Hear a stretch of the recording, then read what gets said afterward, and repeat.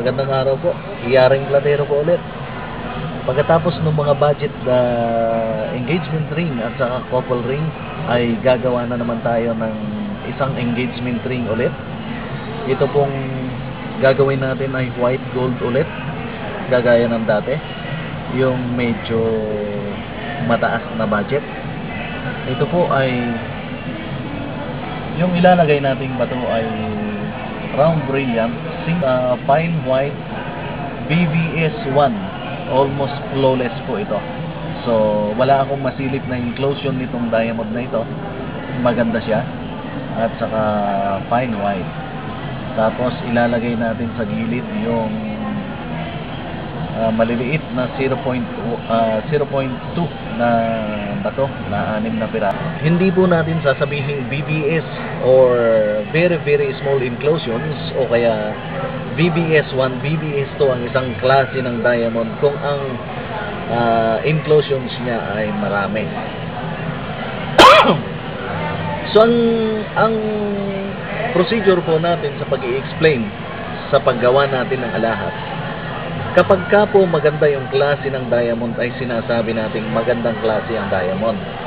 Pero kapag ka hindi naman ganong klase, kagandahan ng diamond ay sinasabi po natin yung tamang specification niya pagdating sa 4Cs.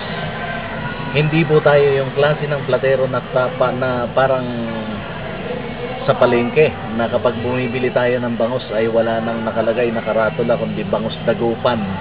Wala nang nanggagaling ng iba pang lugar. Lahat sila ay bangus dagupan. Hindi po tayo ganong klaseng jeweler. So, halimbawa lang po yon na lahat na hindi po tayo nagme-misrepresent ng klase ng diamond na ginagamit natin sa mga ginagawa natin sing-sing. Kung ano yung malapit or yung eksaktong classification mula sa forces ay siya rin nating sinasabi. So ito pong gagamitin nating klase ng diamond ay fine white or white, flawless or BBS, na hindi po lalayo doon sa description ko sapagkat wala po akong masilip na inclusions. Ito naman pong maliliit na mga diamond na 0.1 na nasa gilid ay commercial white with inclusions. Yan po yung gagamitin nating klase ng diamond. Ang ginto naman po natin ay fine gold 99.99% at saka white gold alloy. So kagaya ng dati, naggagawa tayo ng white gold 14 carats. Ito po ay ang pag pinagmix mo po yan, ang total po niya ay 58.5%. Kasi 14 carats standard po ang gagawin natin. So 58.5% fine gold, tapos 41.5% white gold alloy.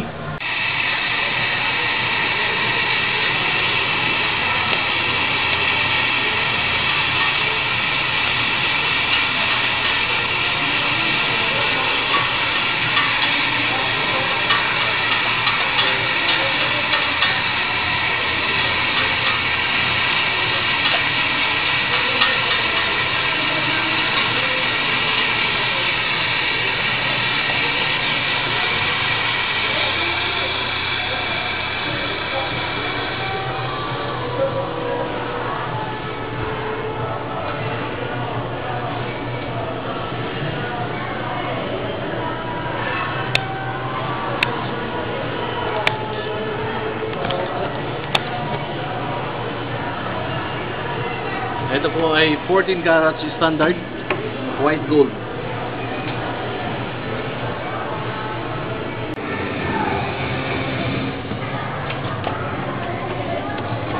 Ito na po yung gold bar na ginagawa natin. Yung white gold bar. Inipit na natin tapos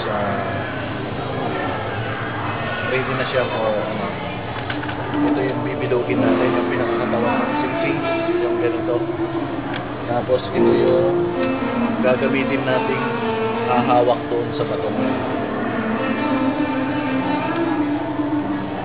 Ang white gold po, kapag ginagawa pa lang, gaya ng nababanggit ko, madalas kapag gumagawa ako ng white gold, hindi natin ma-appreciate kapag ginagawa pa lang o sinusunog pa lang ang itsura ng white gold kapag sinusunog pa lang ay maitim. Parang hindi siya precious na metal. Kaya ganito ang itsura ng white gold kapag ginagawa pa lang. Ito po yan. White gold. Standard 14 carats white gold po ito.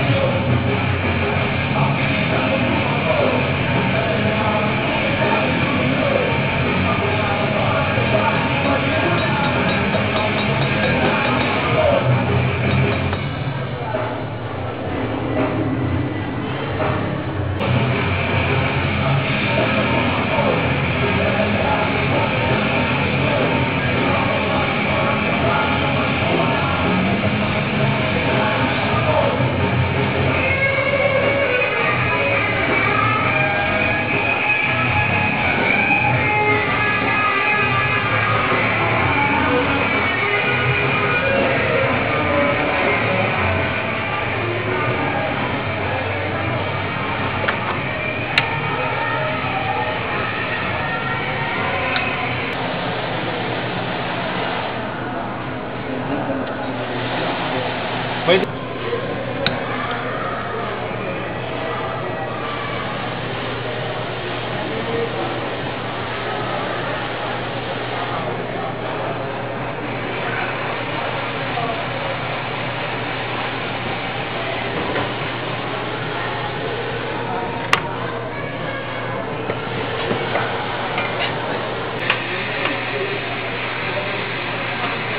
Ito po yung ginagawa nating pinaka-mounting ng diamond.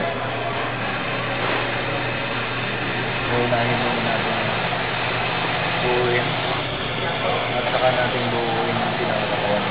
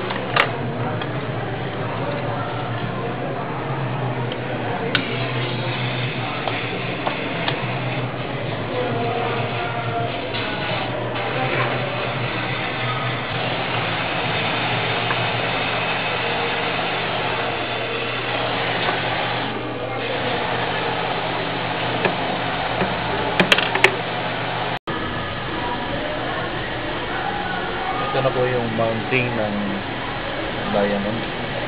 Yung simpleng solitaire na thinking. Malapit na siyang matapos.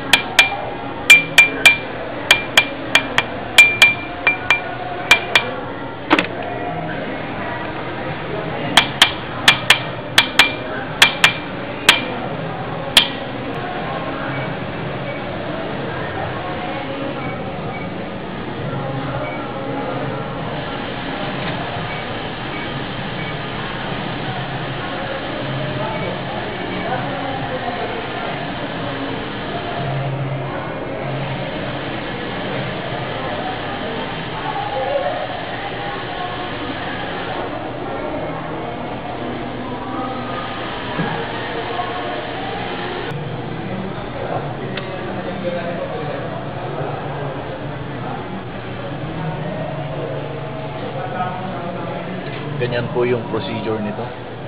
Itong white gold hindi pa po masyadong makikita. Hindi pa po natin napapolish. Maitim pa lang siya. Pag napolish po yan, magiging puti po yan.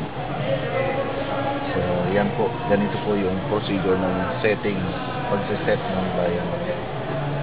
Ganyan yung paggawa, yung procedure ng paggawa ng mount ng diamond.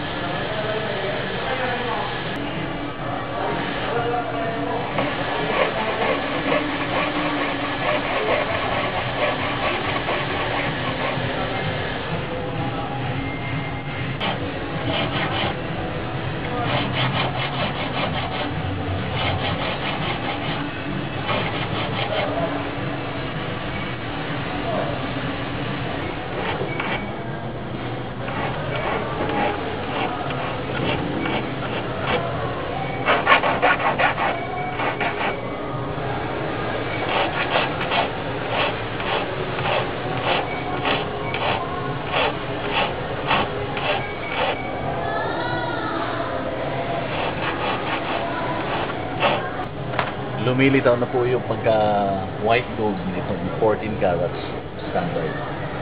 So ito po ay makapal, hindi kumpara doon sa ginawa natin na nauna, yung kakatapos lang natin ginawa na medyo hindi masyadong makapal yung white gold.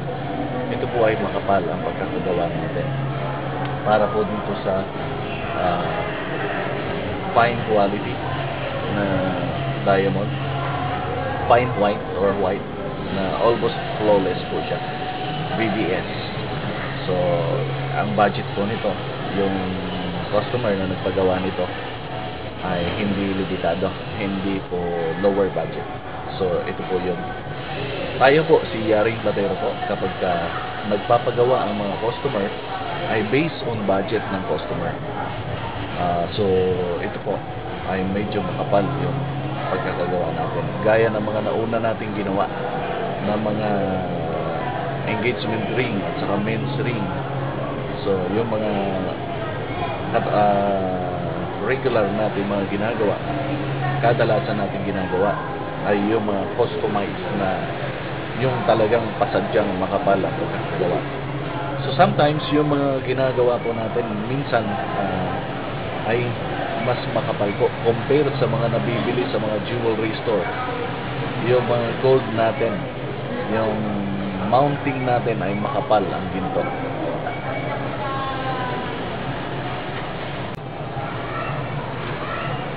Ito na po yung ginagawa nating white gold engagement ring na may magandang diamond. So napolish ko na siya, tapos set ko na lang itong diamond.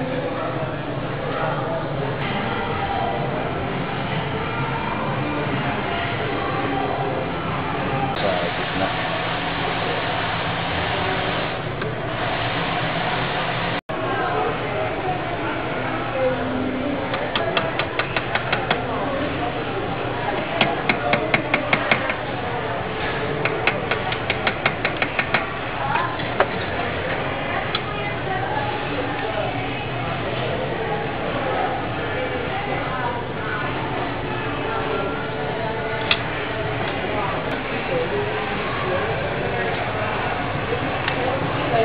Ito na, Lance, yung engagement ring mo. Na-set ko na yung maliliit na bato sa gilid. Tapos ang isi-set ko na lang ay yung malaking bato, yung center stone.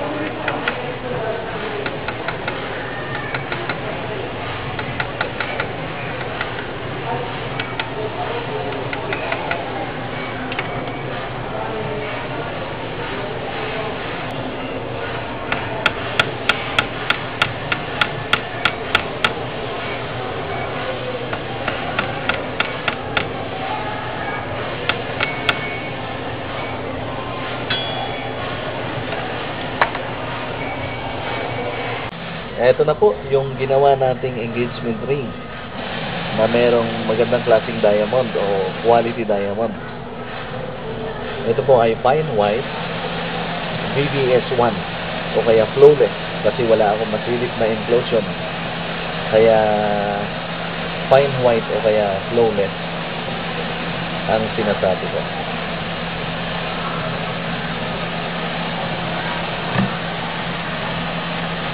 Kung mapapansin po natin, ito po ay medyo makapal ulit yung kanyang mounting. Kaya pang lifetime pong jewelry ito. Pang lifetime na engagement ring. Ito ay ginawa natin sa loob ng 2 araw.